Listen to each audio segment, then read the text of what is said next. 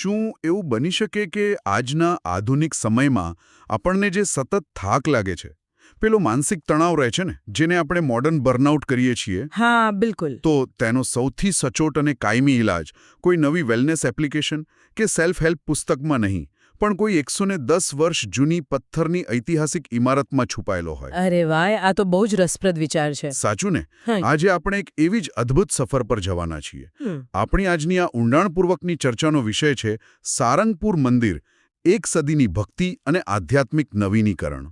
હમ. આ કોઈ સામાન્ય ઐતિહાસિક લખાણ નથી. BAPS સ્વામિનારાયણ સંસ્થા દ્વારા સંચાલિત સારંગપુર સ્વામિનારાયણ મંદિરના 110મા પાટોત્સવ નિમિત્તે લખાયેલું આ લખાણ છે. બરાબર. અને આજના આ માહિતીથી ઉભરાતા અને સતત ધ્યાન ભટકાવતા જગતમાં આ લખાણ આંતરિક શાંતિ મેળવવાનો એકદમ સ્પષ્ટ નકશો પૂરો પાડે છે. અને એની જ આજે આપણે વિગતવાર વાત કરવાની છે. હા, અને આ બાબત સૌથી વધુ ધ્યાન ખેંચે તેવી છે, કારણ કે એટલે આપણે સામાન્ય રીતે જૂની ઇમારતોને કેવી રીતે જોઈએ? બસ એક જૂની જગ્યા, ફરવા જવાનું સ્થળ. હા, માત્ર ભૂતકાળના કોઈ સ્થિર અવશેષ તરીકે. પરંતુ આ લખાણ એક સદી કરતાં પણ વધુ સમયથી ઊભેલી એક રચના અને આપણી માનવ ચેતના વચ્ચેનું જીવન જોડાણ સ્થાપિત કરે છે. સાચી વાત છે. જ્યારે આપણે સતત બહારની દુનિયામાં એટલે કે ગેજેટ્સમાં કે વેકેશનમાં ઉકેલ શોધી રહ્યા હોઈએ છીએ, ત્યારે આ પરંપરાગત જ્ઞાન આપણને એક એવા કેન્દ્ર તરફ દોરી જાય છે જે અંદરથી સ્થિરતા આપે છે, એક એવી અખૂટ માનસિક તાકાત આપે છે. ચાલો, આ બાબતને થોડી સમજીએ. અહીં એક બહુ જ રસપ્રદ ખ્યાલ રજૂ થયો છે, પાટોત્સવ. હા. સામાન્ય રીતે વર્ષાગાંઠ કે શતાબ્દી એટલે માત્ર પાછળ ફરીને જોવું. આપણે કોઈ સિદ્ધિની ઉજવણી કરીએ, પાર્ટી કરીએ કે ચાલો ભાઈ આટલા વર્ષો પસાર કર્યા. બરાબર છે. પણ આ સ્ત્રોત તેને કંઈક અલગ જ રીતે એટલે કે એક નવા આરંભ તરીકે વ્યાખ્યાયિત કરે છે. આ મને કોઈ કારના વ્હીલ એલાઇનમેન્ટ જેવું લાગે છે. અરે વાહ, બહુ સરસ સરખામણી કરી. હા, એટલે જો લાંબા સમય સુધી કાર ચલાવવામાં આવે અને તેને સમયાંતરે એલાઇન ન કરવામાં આવે તો તે ધીમે ધીમે રસ્તા પરથી ભટકવા લાગે છે. બિલકુલ. અને અંતે કોઈ મોટા અકસ્માતનો શિકાર બની શકે. તો શું એક ઇમારતના જન્મદિવસને વ્યક્તિગત જીવનના આ રીબૂટ કે એલાઇનમેન્ટ સાથે સરખાવી શકાય? અહીં જે સૌથી આકર્ષક બાબત છે તે એ જ છે કે આ એલાઇનમેન્ટ એટલા માટે જરૂરી છે કારણ કે લખાણ માનવ અસ્તિત્વના એક બહુ જ મૂળભૂત પ્રશ્નનો ઉત્તર આપે છે. કયો પ્રશ્ન? કે ભગવાને આપણને જ્યાં માનવ જીવન આપ્યું છે તેનો સર્વશ્રેષ્ઠ ઉપયોગ કેવી રીતે કરવો? ઓહ, આ તો બહુ મોટો સવાલ છે. હા, અને આપણે મોટાભાગે આ ઉપયોગને બેંક બેલેન્સ, સામાજિક પ્રતિષ્ઠા કે ભૌતિક સિદ્ધિઓ સાથે જોડી દઈએ છીએ. પણ અહીં આખી વ્યાખ્યા જ અલગ છે. એટલે શું કહેવા માંગે છે આ લખાણ? અહીં જીવનના સારા ઉપયોગ માટે 3 સ્તંભો પર ભાર મૂકવામાં આવ્યો છે: સત્સંગ, સેવા અને સંસ્કાર. જો આપણે સત્સંગની વાત કરીએ ને તો તે માત્ર કોઈ ધાર્મિક સ્થળે બેસીને પ્રવચન સાંભળવા પૂરતો સીમિત નથી. તો બીજું શું છે એમાં? સત્સંગ એટલે સત્યનો સંગ, એવા વિચારો અને એવા લોકોનો સાથ જે આપણી ચેતનાને ઉપર લઈ જાય, એટલે કે ઊર્ધ્વગામી બનાવે. આ બહુ જ મહત્વનો મુદ્દો છે, કારણ કે એક પ્રેક્ટિકલ વાત કરીએ તો લાગણીઓ ચેપી હોય છે, સાચું ને? એકદમ સાચી વાત. જો આપણે સતત નકારાત્મક, નિરાશ કે અશાંત લોકોની વચ્ચે રહીએ તો આપણું મન પણ એ જ દિશામાં ખેંચાઈ જાય છે. હા, એની અસર તો થવાની જ ને. એટલે આ સત્સંગે પેલી નકારાત્મકતાના પ્રવાહ સામે એક મજબૂત કવચ પૂરું પાડે છે. બિલકુલ. અને જો આપણે પેલા બીજા સ્તંભની વાત કરીએ એટલે કે સેવા. આજકાલ સેવાને મોટા ભાગે વીકેન્ડમાં કરવામાં આવતા કોઈ ચેરિટી વર્ક કે સોશિયલ મીડિયા પર મૂકવાના ફોટા પૂરતી જ મર્યાદિત કરી દેવામાં આવી છે. હા, એ જ મોટો પ્રોબ્લેમ છે. પણ અહીં જે સેવાની વાત છે તે કંઈક અદ્રશ્ય અને આંતરિક લાગે છે. શું કહેવું છે તમારું? જો આપણે આ લખાણના સંદર્ભમાં જોઈએ તો સેવા એ માત્ર કોઈ કામ નથી, પણ વ્યક્તિના પોતાના અહંકારને ઓગાળવાની એક અત્યંત સક્રિય અને કઠિન પ્રક્રિયા છે. અહંકાર ઓગાળવાની? હા. આજના સમયમાં તમે જુઓ, આખી દુનિયા સેલ્ફ પ્રમોશન અને વ્યક્તિગત બ્રેન્ડિંગ પર ચાલે છે. દરેક જગ્યાએ હું કેન્દ્રમાં છે. મેં આ કર્યું, મારું આ કામ છે. સાચી વાત છે. બધું હું પર જ આવીને અટકે છે. પણ જ્યારે કોઈ વ્યક્તિ કોઈ પણ પ્રકારની અપેક્ષા વગર, સામાજિક વખાણ કે કોઈ અંગત ફાયદાની ગણતરી વગર સંપૂર્ણપણે નિસ્વાર્થ ભાવે બીજા માટે કંઈક કરે છે ને, ત્યારે તેનું માનસિક કેન્દ્ર પેલું હુંમાંથી બદલાઈને આપણે થઈ જાય છે. આ જે શિફ્ટ છે ને, તે મન પરથી અહંકારનો બહુ મોટો બોજ હળવો કરી નાખે છે. અરે વાહ, આ બહુ જ પાવરફુલ વિચાર છે. અને પેલો ત્રીજો સ્તંભ જે સંસ્કાર છે. હા, એના વિશે પણ વાત કરીએ. સંસ્કાર એટલે શું? સંસ્કાર એટલે કોઈ સમાજ દ્વારા થોપવામાં આવેલા જડ નિયમો નહીં. સંસ્કાર એ ખરેખર એક આંતરિક કંપાસ છે. એટલે દિશા બતાવનારું યંત્ર. બિલકુલ. જ્યારે બહારની દુનિયામાં ભારે ધુમ્મસ હોય, આજના કન્ફ્યુઝિંગ સમયમાં શું સાચું અને શું ખોટું તે નક્કી કરવું અશક્ય લાગતું હોય, હા, રોજે રોજ આવા નિર્ણયો લેવાના આવતા હોય છે. ત્યારે આ સંસ્કાર જ આપણને અંદરથી અવાજ આપીને સાચી દિશા બતાવે છે. એટલે આ ત્રણેય વસ્તુઓ સત્સંગ, સેવા અને સંસ્કાર મળીને જ એક માનવ જીવનને સાર્થક બનાવે છે. હા, આ ત્રણેયનો સમન્વય જરૂરી છે. પણ એક પ્રેક્ટિકલ સવાલ થાય, આ બધું સિદ્ધ કરવું, ખાસ કરીને આજના સમયની રોજેરોજની દોડધામમાં, નોકરી, બિઝનેસ, ફેમિલી, આ બધામાં તો લગભગ અશક્ય જેવું લાગે છે. હા, એવો વિચાર આવવો સ્વાભાવિક છે. અને અહીંથી જ આખી ચર્ચા એક નવો વળાંક લે છે.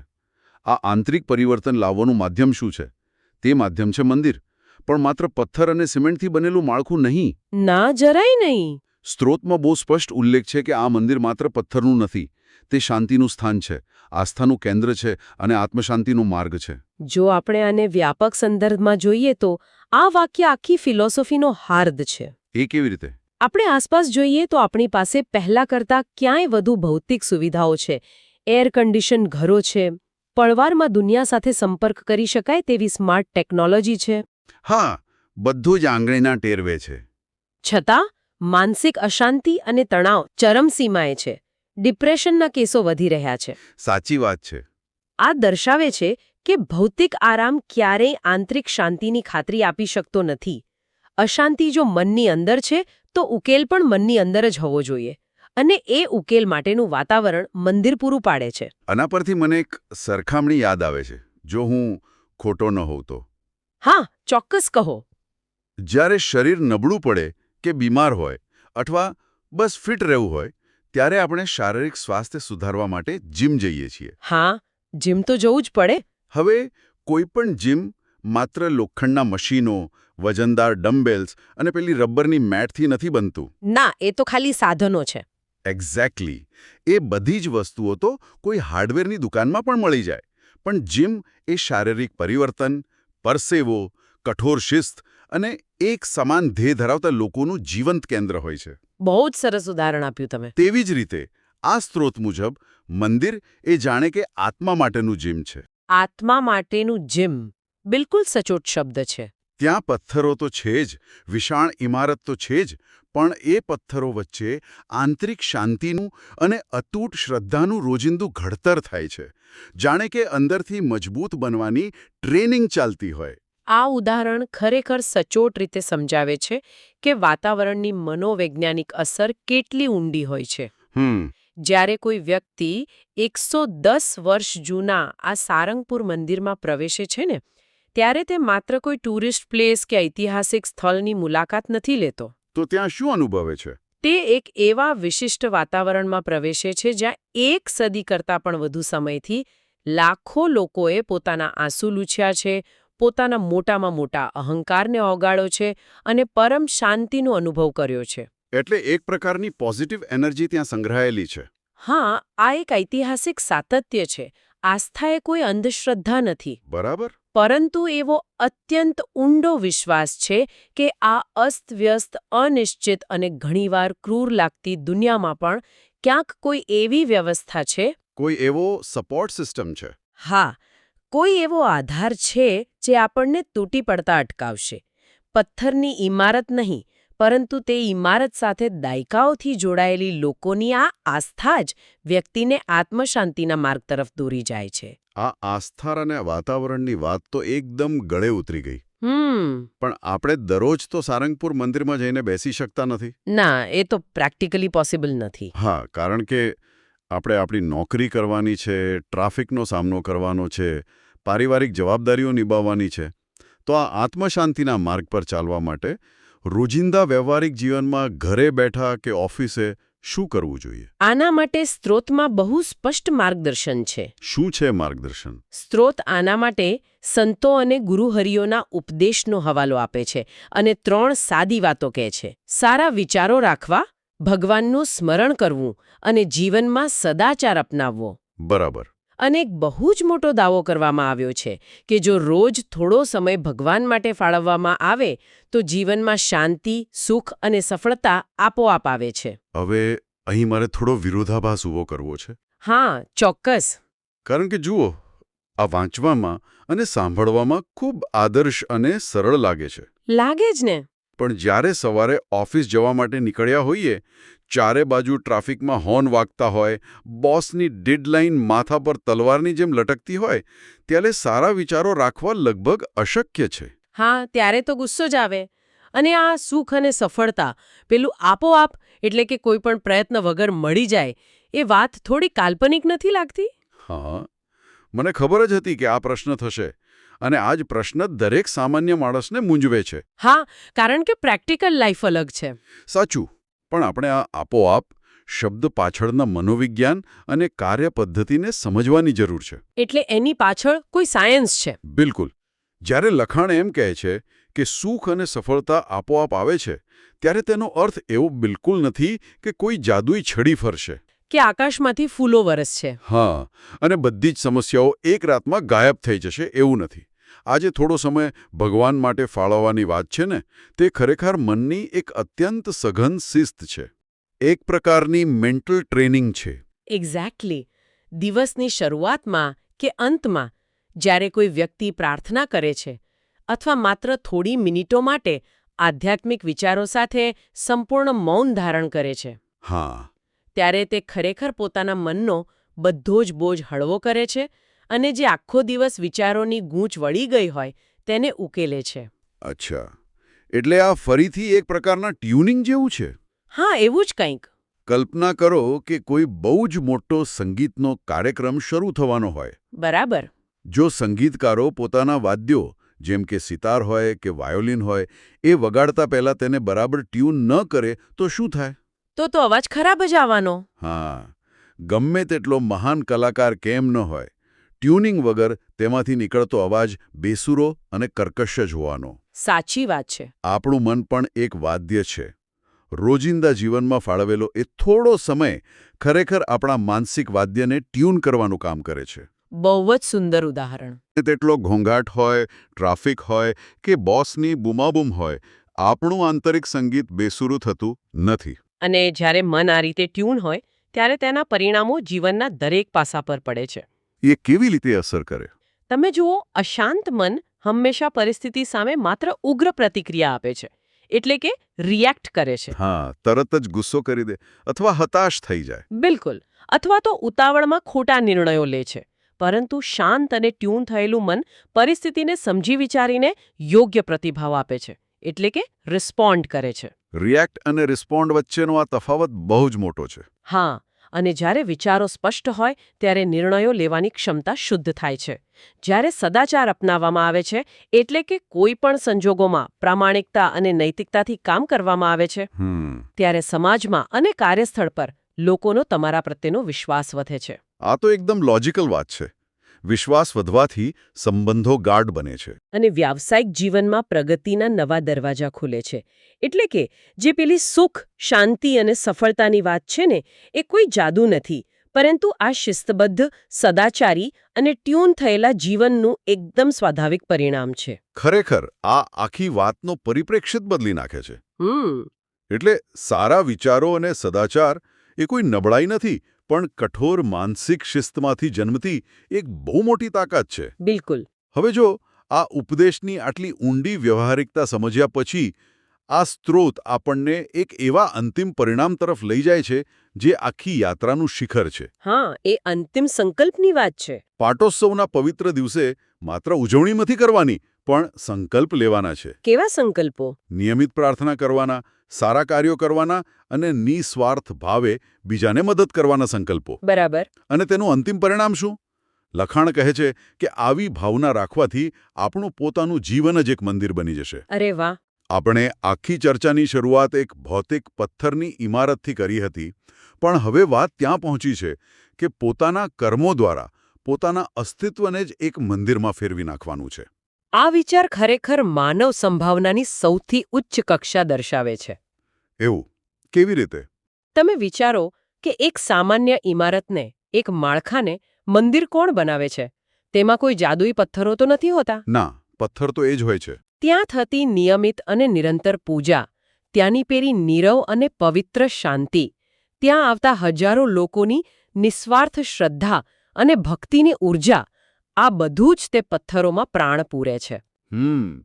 વાત તો સાચી છે. હવે કલ્પના કરો કે આ જ આખી પ્રક્રિયા કોઈ મનુષ્યના પોતાના અસ્તિત્વમાં થવા લાગે. એટલે તમે એમ કહેવા માંગો છો કે જ્યારે વ્યક્તિ નિયમિત પ્રાર્થના કરે છે ત્યારે તે કોઈ બહારના ભગવાનને પ્રસન્ન કરવા માટે નહીં, હા, પરંતુ પોતાના જ મનને પવિત્ર કરવા માટે કરે છે. તે ખરેખર અંદર જ પૂજા કરી રહ્યો છે. બિલકુલ સાચું પકડ્યું તમે. જ્યારે તે સારા કાર્યો કરે છે અને કોઈ પણ સ્વાર્થ વગર પારકાના દુઃખ દૂર કરવા માટે મદદ કરે છે, ત્યારે તે પોતાના વર્તનને, પોતાના આચરણને પવિત્ર કરે છે. અને જ્યારે કોઈ વ્યક્તિનું મન અને વર્તન બંને આટલી હદે પવિત્ર થઈ જાય ને, ત્યારે તે માત્ર કોઈ મંદિરે જનારો ભક્ત નથી રહેતો, તે પોતે જ એક ચાલતું ફરતું મંદિર બની જાય છે. આ તો એકદમ રોમાંચક વિચાર છે. ચાલતું ફરતું મંદિર. હા, આવી વ્યક્તિ જ્યાં પણ જાય, જેની પણ સાથે વાત કરે, ત્યાં તે એક અદ્ભુત શાંતિ અને સકારાત્મકતાનો પ્રસાર કરે છે. એની આભા જ અલગ હોય. બિલકુલ. તેની હાજરી માત્રથી આસપાસના લોકોના મનનો ભાર હળવો થઈ જાય છે. અને આ જ છે સાચું આધ્યાત્મિક નવીનીકરણ. એટલે સારંગપુર મંદિરના 110મા પાટોત્સવની ખરી ઉજવણી માત્ર ત્યાં જઈને માથું ટેકવવા પૂરતી સીમિત નથી. ના, એ તો ખાલી શરૂઆત છે. પણ એ મંદિરની નિરપેક્ષ શાંતિને પોતાની અંદર સ્થાપિત કરવાની આખી યાત્રા છે. બરાબર. જાણે કે દરરોજ સવારે ઉઠીને આપણા કર્મોની ઈંટો વડે આપણી અંદર એક નાનકડા સારંગપુર મંદિરનું નિર્માણ કરવાનું છે. બહુ જ સુંદર વાત કહી. પણ જુઓ, આંતરિક નિર્માણની આ યાત્રા બહારની ઇમારત બનાવવા કરતાં અનેક ગણી કઠિન છે. હા, એ તો છે જ. કારણ કે લાલચાઓ બહુ છે. બહારની દુનિયાના આકર્ષણો, માનવ સહજ નબળાઈઓ અને રોજિંદા સંઘર્ષો વારંવાર આ નિર્માણમાં વિઘ્ન નાખે છે. તો પછી આના માટે કોઈ રસ્તો ખરો? અને એટલે જ લખાણના અંતમાં એક અત્યંત ગહન અને નમ્ર પ્રાર્થના કરવામાં આવી છે કે ભગવાન સ્વામિનારાયણ અને ગુરુ હરિઓની કૃપા સૌ પર રહે. અચ્છા, એટલે કૃપાની જરૂર પડે? કારણ કે પથ્થરને કોતરીને મૂર્તિ બનાવવી કદાચ સહેલી હશે, પણ માણસમાંથી મંદિર બનવાની આ આંતરિક યાત્રા માત્ર પોતાના બળ પર કાપવી અશક્ય છે. બરાબર. તેમાં દિવ્ય સ્થાનોની ઊર્જા, સંતોના પ્રેરણાદાયક ઉપદેશ અને ઈશ્વરની અનંત કૃપાની જરૂર પડે છે. આ કૃપા જ એ અદૃશ્ય બળ છે જે સંકલ્પો પર ટકી રહેવાની તાકાત આપે છે. આ ચર્ચા ખરેખર એક અદ્ભુત અને વિચાર પ્રેરક સફર રહી. સારંગપુર મંદિરના 110મા પાટોત્સવ નિમિત્તે લખાયેલા આ લખાણોનું આપણે ઊંડાણપૂર્વક વિશ્લેષણ કર્યું. આપણે સમજ્યા કે પાટોત્સવ તે માત્ર ઐતિહાસિક સ્મૃતિઓને વાગોળવાનો દિવસ નથી, પણ સત્સંગ, સેવા અને સંસ્કારના માધ્યમથી આપણા ભટકતા જીવનને ફરીથી સાચી દિશામાં એલાઇન કરવાનો અવસર છે. હા, અને આપણે એ પણ જોયું કે કેવી રીતે એક ઐતિહાસિક મંદિર માત્ર પથ્થરોથી નહીં, પણ હજારો લોકોની આસ્થાથી એક જીવંત કેન્દ્ર બને છે. બિલકુલ. અને સૌથી અગત્યની વાત એ સમજી કે રોજિંદા જીવનમાં સારા વિચારો અને સદાચારનું ગણિત કોઈ ચમત્કાર નથી, પણ એક કઠોર માનસિક શિસ્તનું એવું સ્વાભાવિક પરિણામ છે જે લાંબા ગાળે જીવનને સફળતા અને શાંતિ તરફ દોરી જ જાય છે. એક ભૌતિક ઇમારતની ઉજવણીથી શરૂ કરીને માનવ જીવનને જ એક જીવંત અને પવિત્ર મંદિરમાં પરિવર્તિત કરવા સુધીની આ યાત્રા દરેક વ્યક્તિ માટે માર્ગદર્શક છે. બરાબર છે. આપણે સૌ પણ આ સ્ત્રોતમાં દર્શાવેલી એ જ સાર્વત્રિક પ્રાર્થનામાં જોડાઈએ કે ભગવાન સ્વામિનારાયણ અને ગુરુ હરિઓની કૃપા સદાય રહે અને આજના આ સતત દોડતા, થકવી નાખતા સમયમાં સૌને ખરી આંતરિક શાંતિ પ્રાપ્ત થાય. અને આ સંદેશ કોઈ ચોક્કસ માન્યતા પૂરતો મર્યાદિત નથી.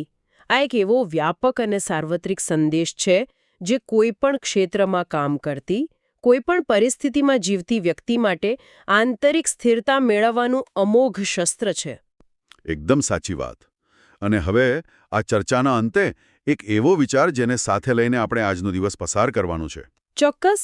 આપણે આખી ચર્ચામાં જોયું કે પથ્થરની એક ઇમારત કેવી રીતે 110 વર્ષથી લાખો લોકો માટે શાંતિ, આશ્વાસન અને આસ્થાનું જીવંત કેન્દ્ર બની શકી છે. આપણે એ પણ સમજ્યા કે આપણા દ્રઢ સંકલ્પો અને નિઃસ્વાર્થ કાર્યો આપણા પોતાના જીવનને એક પવિત્ર મંદિર બનાવી શકે છે. તો આજે અત્યારે આપણે એક અત્યંત મહત્વનો પ્રશ્ન વિચારવા જેવો છે. કયો પ્રશ્ન? જો આપણા રોજબરોજના કાર્યો, બીજા પ્રત્યેની સહાનુભૂતિ અને આપણો આંતરિક સદાચાર આપણા અસ્તિત્વને એક મંદિરનો આકાર આપી રહ્યા છે, હા. તો આજે આપણે આપણા વિચારો, આપણા બોલાયેલા શબ્દો અને આપણા કર્મો દ્વારા ખરેખર કેવી ઇમારતનું ચણતર કરી રહ્યા છીએ? આ બહુ જ ઊંડો પ્રશ્ન છે. શું આપણા દ્વારા ચણાતી એ અદૃશ્ય ઇમારતની છાયામાં આવનાર વ્યક્તિને, આપણા પરિવારજનોને કે આપણા સહકર્મીઓને શાંતિ અને આશ્વાસનનો અનુભવ થાય છે, કે પછી આપણું વર્તન તેમના જીવનમાં અશાંતિ અને તણાવ વધારી રહ્યું છે? ખરેખર વિચારવા જેવી વાત છે. બસ આ જ એક ગહન વિચાર સાથે આજે આપણે આપણી આ ચર્ચા અહીં જ પૂરી કરીએ છીએ. બરાબર છે. ફરી મળીશું એક નવા વિષય અને નવી રસપ્રદ વાતો સાથે. ત્યાં સુધી પોતાની અંદરના મંદિરનું ચણતર કરતા રહો. આવજો. આવજો.